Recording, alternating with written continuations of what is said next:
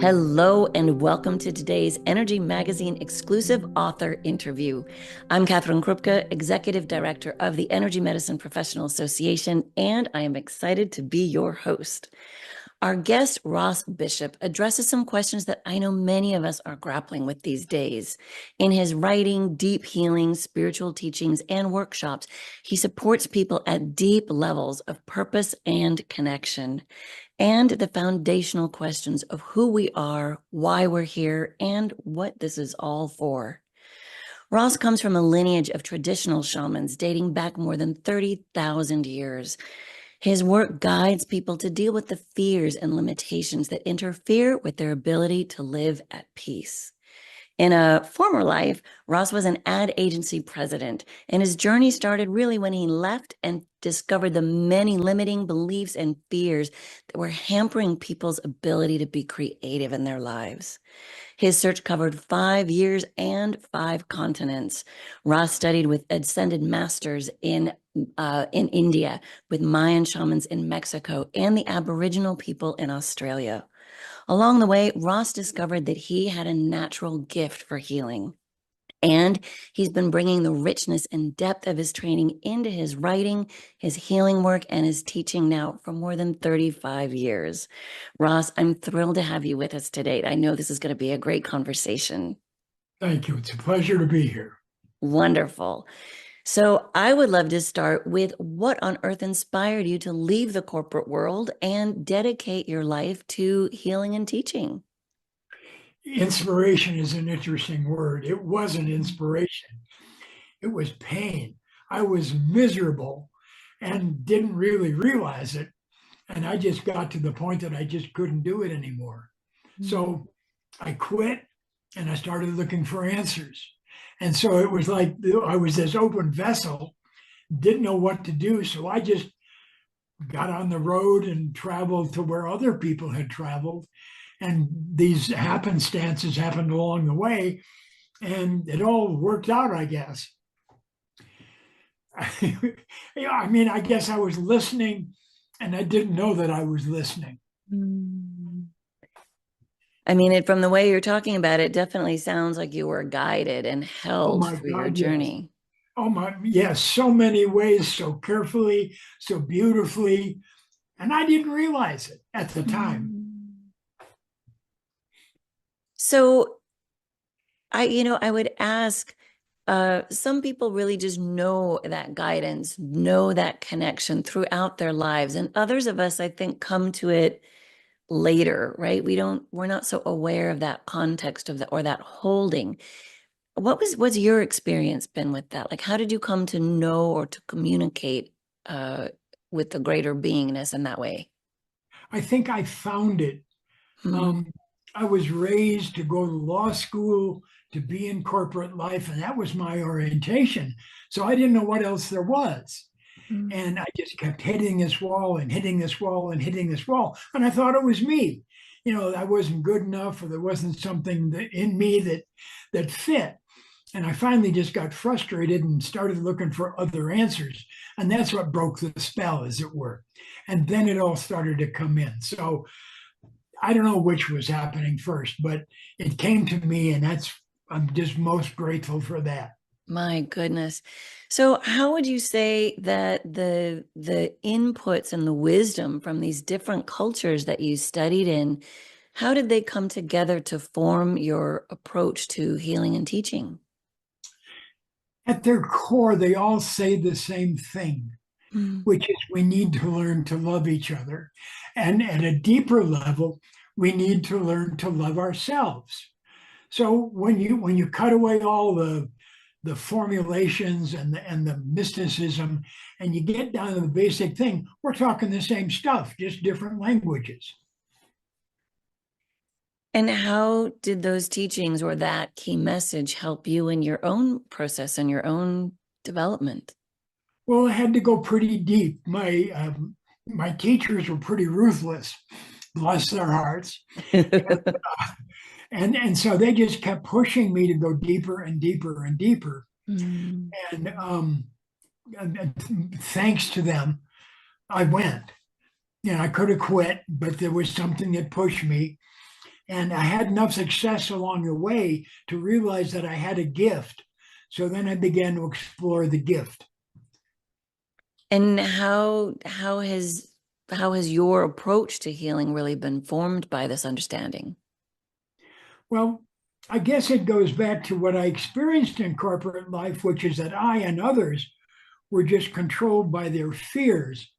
And so I began to look for ways to get people to help them get beyond it. And what helped that was me getting past my own. And when I realized that you could do this, then I could help others. Are there specific experiences or teachings that really took you beyond that in terms of your own fears or in terms of helping other people with theirs? There are probably 100 stories that if we had more time, I could share with you. This doesn't make any sense, but I was on an ayahuasca journey with my teacher in Mexico, and he normally would not let us walk, but it was kind of late in the day, and I just wandered away, and I'm standing looking, I think, at the sunset, and this old jaguar, who you'd normally be terribly afraid of, came up, peed on my leg, and then left. And I don't know what the significance of that was, but it was just one of those telltale moments that stays with me to this day. So I'm not answering your question, but that's what comes to mind. So how do you go about conveying this to the people who are in your workshops or who you're doing healing with? How does this show up in your process with them? Well, the biggest thing I think is to shift our orientation in terms of looking at life. I teach them to look at the conflicts and the problems they have as opportunities for learning, in that every time you have a problem or a conflict, it's because of something you've brought into the situation. And if you can slice that situation in half and forget the other person for the moment and begin to look at what you brought into the exchange, your fears, your anxieties, basically your beliefs, that gives you a signpost to say, hey, something isn't in alignment here. And if you're willing to look at that, and even though and there's a whole process involved in that, and it's difficult, okay, it will eventually lead you to another place, which is a world totally different than the one we experience in day-to-day living. Say more about that. A world different than what we normally experience. It is a world based on compassion and love and understanding and just giving, that is so different from our objective, bias-based, fear-based existence today. I mean, it's like it's a whole other world. And the problem is making a jump from this world with its objective reality and rational thought up into that world where there isn't any thought, where you just do because of your heart and what you're compelled to do, is a big transition. And that's a pretty scary thing. And it takes a big leap of faith. Could you share a story, maybe either from your own life or someone with whom you've worked, of sort of what that transition looks like or how one makes it? It's not easy. I'm not going to lie. And I think it happens, you just chip away, because what we're dealing with is the beliefs that you've formed about yourself. I'm not worthy. I'm not lovable. Something's wrong with me. Okay. And so you begin to chip on those. And as you move into those, then you begin to move into your natural place of compassion, which is a wonderful place, but we're afraid to live there because the ego finds it's too vulnerable. If I'm totally open with you, my ego is going to say, my God, we're going to get hurt like we did when we were children. These more powerful adults came in and made judgments on us, made us feel bad, made us feel defective, and created this set of beliefs that we hold on to. And so it's taking on that paradigm, if I can use the word, and we just kind of chip away at it a little bit at a time and just move ourselves into feeling safe enough to be compassionate, to be loving, to be open. And I imagine you're talking there, just given what you said before, that that's both for ourselves and more generally with the world, yes? Oh, my Lord, yes. I mean, if you think about it, and people don't look at this, every child who comes into the world suffers at the hands of their parents, is condemned, is criticized, is judged. And so this pure, beautiful child is given this set of beliefs about themselves, which are not true, but they carry.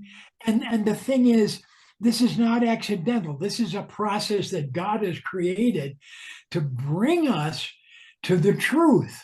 And it's this tunnel that we have to go through, this trial that brings us to hold that truth deeply within ourselves, so that when we make the transition, we will hold that space more strongly than anything I can think of. But it's that testing, it's that trial, it's the process of giving up our beliefs about ourselves that's at the core of this. And the thing is, you take this innocent child, you give them a set of beliefs, and then you send them out in the world, and then they have to bounce off the walls until they learn the truth about themselves. But once they get it, they've got it. And that's partly because we have free will. We can't be given this. We've got to get it ourselves. So is this, I've heard you talk about the idea of true identity and a perceived identity. Yeah. I've seen reference, you use a phrase, going home. Is this what you're talking about, or where do those concepts fit in? Okay. If you take it to the basis, we come in needing to learn certain things. We come in needing to finish our spiritual development. Okay. This is the way it happens. This trial and error, this struggle with belief and doubt and uncertainty, and working through that then takes us to finish our spiritual development, which is what we came here for in the first place. So does that help with? I think it does. Let me follow on with that for a moment, since so many of our readers are healing practitioners. Sure. How might, since this is a universal process for humans, how might we in our own practices support our clients in awakening to this knowledge, or this bouncing around as you talk about it? How might we support them? When you get a sprain, you need a crutch. Hmm. And my experience has been to be there to reinforce my clients in their process so that they don't feel so alone. Because when you come into this space, like, for example, when you teach a kid to walk, you're there, you're helping them, you're supporting them. They don't know how to walk, but they learn eventually to do it, largely because of your help and support. Okay. Mm-hmm. When we do this, there's nothing up there. There's no, we don't have a connection with God that we would like to have. So there's no feeling of help and support. And this is purposeful. We got to get this on our own. And so when I work with my clients, what I do is I try and provide that crutch that gives them the confidence, that gives them the safety to explore other realms, to move into this other space and realize, interestingly enough, that we cannot be hurt, which is a huge understanding. Please say a little more about that. Well, it's just simple. Nothing here is permanent. Nothing other than the stuff you learn that's good, that's helpful. So all this crap that we fool around with, all this struggle and everything else, it's meaningless except for what we can learn. And the thing is, you can't be hurt. I can say all kinds of things over here to you, even nasty garbage, okay? But because of the space between us, unless you let it in, which is your belief system, you can't, I can't hurt you. I cannot, unless I do something physical. That's different, okay? But with just you and me here, I can't hurt you, but I can say things that you can allow in that then you can hurt yourself. And it really is a self-job process. So that feels like a really important distinction. Even then, it's not you hurting me. I am hurting myself. It feels like with the meaning that I have given what you've said. Yes? Yes, yes. And interestingly enough, if you look at the whole spectrum of this, when other people say stuff to us that's hurtful, and okay, that's a gift in the sense of it opens up the opportunity for you to look at what you believe that takes that in and makes it true. So, as crazy as that sounds, those are gifts, those are opportunities for us to look at ourselves and change. Because if you say something that's hurtful, I got to look at what I'm doing, or I can look at what I'm doing with that. And then I have the opportunity to grow from that. So it's a matter of being open to taking life's very experiences. Every time there's a conflict, every time I have a problem, and saying, what am I doing here to contribute to this situation? What in my belief system is driving me? Because otherwise, you say something and I know it's not true, I just go on about my business. For example, watch this. If I say you have blue hair, what do you feel? Nothing. Why? Because I don't. You know the truth. But if I say you're not good enough, or you're not worthy, or there's something wrong with you, okay? So, it sounds crazy, but that's an opportunity for you to look at what you're doing with the words that I put in the air. And what my own belief systems are that cause a charge on it, right? Yes, that resonates with what I say. So how might this apply? This is awesome and fascinating. How does this apply? Let's say if I'm in conflict with myself, right? A couple times you've used examples of conflicts with something external. Right. With an internal conflict, how might we apply this principle? Same thing, it's just a little bit different. You divide the thing in half, okay? And you look at where the problem is. Where's the part of me that's giving me this message that says I'm not good enough? And so I look at that, and then I got to deal with that. And you will find that what that comes from is an inner child who is conditioned to believe she was not lovable, she was not worthy, there was something wrong with her. And so she still carries that message. And so when something comes along then that resonates with that belief, then she grabs onto that and says, see, okay? And so by loving her, by supporting her, you can help her to see the truth that none of this that took place when she was a child was true. Let me digress here for a minute. Please. Okay, so you take a kid and you take an innocent child, basically, because kids, even if they take their crayons to the wall, they don't mean to harm. They're not trying to cause a problem. They're just being kids, okay? But the parent lays this trip on them of like, you're not good enough, there's something wrong with you, how can you do that, whatever, okay? So we got innocent child with a layer of crap that comes from the parents, okay? So what we're doing is bringing the child back to a place of innocence, back to a place of the truth, by dispelling the stuff they took on from their parents. And again, this is not accidental. This is intentional. Your parents are perfectly selected for you so that each of you can learn from this experience. And that's part of this whole grand process that God has created for us to bring us home. Whew. So what are some of the practices? I know you do workshops as well as writing and Yeah. working with individuals. What are some of the processes that you use to help people make this transition? Simple things, really. List what you believe about yourself. Mm-hmm. Okay. And then I teach people we all have a connection with the creator that we don't realize. And the connection is through the crown chakra. And I teach them to take those beliefs individually and run them up and see if they're true. Now you have this conflict because God is up there saying, "What is this?" I mean, basically, okay, I'm not okay. So you get this, you send this thing up, or for example, let me give you a simpler example. Okay. Take a thought that you know to be true, okay?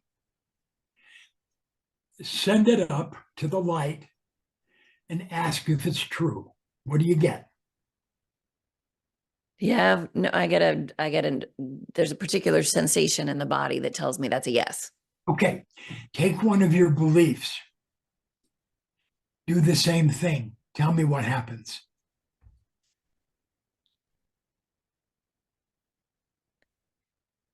Like the body almost folds, like that's like it's a negative reaction to it. Okay, there's an opportunity then for you to take this and work with it to change it.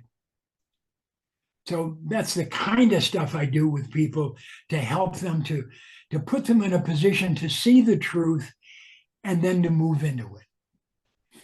You And I know, got that's a really powerful litmus test, if you will. And I think it's something empowering for people also because it's our own, I mean, it's God, but it's our own system giving us that signal. This is a yes, this is a no. I'm not waiting, I'm not depending on anyone else. It's my system revealing the truth to me. Do you then the know what I mean? question. There's Yeah, I something do. empowering about that. The question then becomes, where's God? Okay, I mean, it's like, and I don't care. Right. Okay, okay. But if you, for example, if you go back to what I was talking about earlier, Uh-huh. if you feel this column of energy that goes from your crown chakra, take it up to meet with the creator and ask him to tell you the truth about yourself. And I don't mean to put you on the spot here, but okay, guinea pig.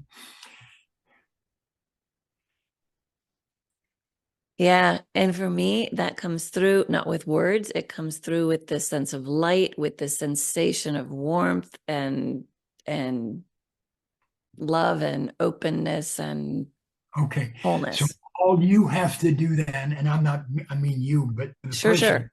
has to do then is to take that and accept it and then work from that as opposed to the crap that we believe about ourselves. Okay. And I teach another exercise about forgiveness, which is, we all have people in our lives that we need to forgive. So I teach them a process that allows them to create forgiveness if they're ready for the other Mm. person. And then we create forgiveness for ourselves. That's the harder one for so many people, Oh right? boy, yeah. But boy, is it powerful. Yes, Mm. yes. Wow. So I'm like, my whole system is tingling because there's so much live. This is so alive. And there's so much available to start changing. I mean, in every aspect of the system here, right? Because as that belief changes, really and I'm extrapolating, so maybe I'm wrong, but it seems to me that then everything changes. My thoughts change, my emotions change, my biochemistry changes. Yes. Let me give you an example. God doesn't have to think. When you Say know, more. well, when you know what needs to be done, it's just what you do is just obvious. You don't have to think about it. Mm. God doesn't think in the sense of that's what I meant when I talked about living from this world of dualities up to the space of compassion and love where there are no dualities. Mm. There's nothing to think about. You just do. And so the difficulty most people have is giving up what they know, even though it causes them pain and it's difficult and it's problematic, because it's familiar, even though it's painful, to up here, which seems like a terrible risk. I mean, to be open to you and completely just open myself up, my God Almighty, how scary is that? But that's where we're going. That's where the truth is. So I don't want to leave that point too soon, but something you said really raises a question. When you said that's where we're going, what is your sense from your training, your work, through all these years? Clearly, there's an individual process of going home or returning or awakening, whatever words we apply to it. Do you see that as a collective process as well? Or when you say that's where we're going, say a little more. Well, I do, but the unfortunate thing is we're terribly slow. It's just, I mean, you know, I've been moving this curve one person at a time for 37 years. And I would love to find a way to carry that message to thousands and thousands and thousands. But I think it's not ready. We're not ready for that yet. But I do think if you consider all of the teachings from Lao Tzu to the Rig Veda to this and that, what they all say is this is where we're going. Okay. But it's a huge transformation, and it's going to take a long time, I'm afraid. And that's sad to say, but I have to accept the reality of that. Yeah. I mean, I look at how lost I was. Well, hell, I wasn't anywhere lost as most of the rest of the people in my own culture. Yeah. Yeah. So what I know I'd read something where you talk about trauma and some of the specifics around trauma. I know many of our practitioners are working with people dealing with trauma of various sorts today. What specific ideas or guidance might you have for practitioners working with folks in trauma on their own journey here? Okay, I want to set aside physical trauma. Okay. Because that operates by a whole different set of rules. If your body is violated, it's a whole different ballgame. So setting that aside, okay, it's really the same process. It's a matter of looking at what's in the lesson for me. What did I learn? What did I need to learn from this experience that I can take home and grow from?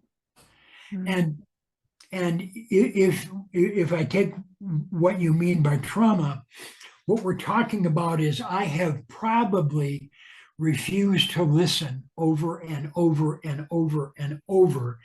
And now the universe has turned up the heat to the point that I can no longer avoid the lesson. So that's usually what I find.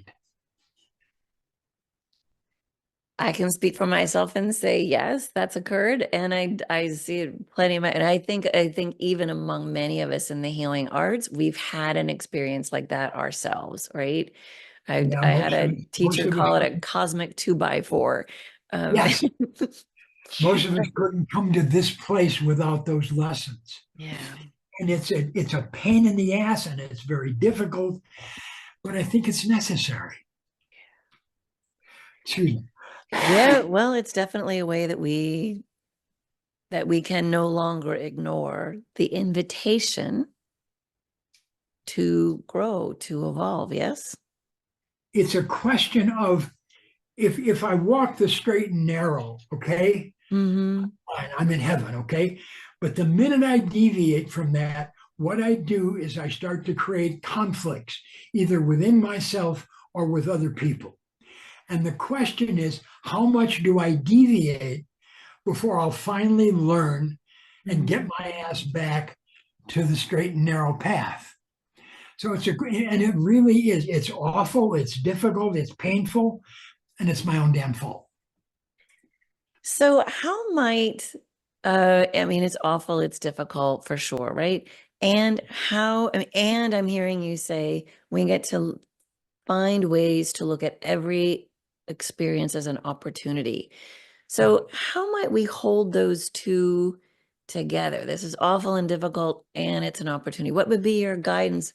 I mean, for people, and especially for practitioners, how might we hold both of these as true? Okay. We stay with the experience. Mm-hmm. You know, you're mad at me. I get locked up in that. I get wrapped up in that. Okay. And I don't look at what the opportunity was being presented. That's not in our system of thinking yet. I hope it will be someday, okay? But so we're over here locked up in the pain and the difficulty and the put downs and the shame and all that kind of, and we stay there. So we don't take the opportunity to say, what is this here to teach me? Mm-hmm. And if I have a mission, it's that mission in life is to say, be in pain, be awful, feel bad, and also look at what you brought into the situation, Mm-hmm. which separates us from the other person for the moment. But we don't do that. We hurt, we're in shame, we get locked in. Right? So, Yeah. what would be a great reminder for ourselves? What might you share with our readers as a suggestion for how might we help ourselves to shift from that pain into recognizing an opportunity? It's tough because, you know, life hurts. And, you know, I mean, our narcissism gets in the way and our self-pity gets in the way, and we stay locked up there. And so, you know, what it takes is a reorientation. And I think it's just going to take a lot of people like me saying, that's fine, but look at what you're bringing into the situation that's caused part of the problem in the first place. Mm-hmm. So it's not in our consciousness, it's not in our awareness, and it needs to be. Mm-hmm. And I guess that's just an expression of my own frustration with, you know, I haven't found a better way. Right, right. Wow. So this is all very, very rich and certainly a lot to chew on, you know, for all of us. It is a different way of approaching experiences in life and a different way of engaging with ourselves and with our experiences in order to continue our growth, continue our awakening, our evolvement, whatever word we might use for that. I would love to ask you what you actually, I'm going to ask two more questions. Yeah, you What do know, you feel the greatest benefit has been? Okay, go ahead. well, just something I should have said before. Okay. You go out here Uh-huh. and deviate from the path, okay? You got two choices. Either learn from your experience or it gets worse. Okay. So you go Okay. on and it gets worse and it gets worse. Eventually, you're going to come home. You don't have any choice. The question is, how much pain are you willing to put yourself through in order to get there? So, if I can back off to what I said before, Sure. I got some insurance here because eventually you're guaranteed you're going to go home. But boy, can we make it hurt. Mm. So there's an easy way and there's a hard way to do this. Yeah. And they all go to the same place, only by very different routes. Routes. I'm sorry, I interrupted you. You had a Don't question. be sorry. That's magnificent. I think that's a really key piece. We're going there no matter what. Yeah, God has But decided what I'm hearing you say is it's kind of up to us totally. how circuitous or how challenging that path is. We have free will. That cannot be taken from us. And the consequence of that is we're free to hurt if we want. Mm. And we're also free not to hurt if we want. I would ask a question here. Surrender is a word we hear a lot in the spiritual world and in the healing world. Where does that word or that idea fit in your understanding in your work, or maybe is there another way to put it? Where does surrender fit, if at all? It depends on the way you use the word. Okay. If you surrender to compassion, if Mm. you surrender to love, if you surrender to caring, that takes you on one road, okay? But if you surrender to shame and guilt and pain, that takes you on a totally different road for a while, to pick up on our other thought, okay? So it's a question of, what are you going to surrender to? Mm. What do you believe? What's You your know, truth? I like the way you've put that, and also the fact that it feels like it's a continual question and a continual choice, and that a practice might even be to continue asking myself those questions, to keep Constantly. that question in my mind like a mantra, perhaps even, so that Good. Yes. I'm really tuned into that choice in any given moment. Take life. At almost any moment, you have some kind of an experience from which you can learn if you choose. Mm. And little stuff. I mean, this and that and the other. And if you learn to be the observer, Yep. okay, you can take those and grow from them. Then you don't have to wait till the big stuff hits the fan, okay, to say, oh, yeah, well, I got to go back to whatever. Take the Right. little things, take the little insults, take the little hurts, and look at those and grow from those. But yeah, if you can find the 24-hour a day awareness to look at your life. See, the thing is, God has created this thing. It's so perfect, we don't realize it. That everything that happens in life has the opportunity to teach us Mm. if we will open to it. And it's got 6,000 things a day are there, but we just don't open to them. There is nothing in this life which is really accidental. See, science has convinced us that life is this sequence of random events. Right. My belief is there's nothing which is random. Everything is purposeful to bring us the opportunity to look at what we believe. Which in many ways is reassuring and brings a sense of hope, of sort of excitement that there's something to be made, something useful, something wonderful to be done with whatever might show up.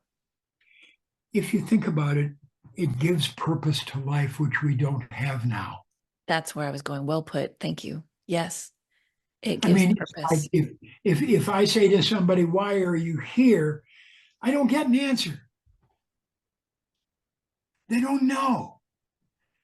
But once they've worked with this, Mm. they say, "I now know. I know where I'm headed. I know where I'm going."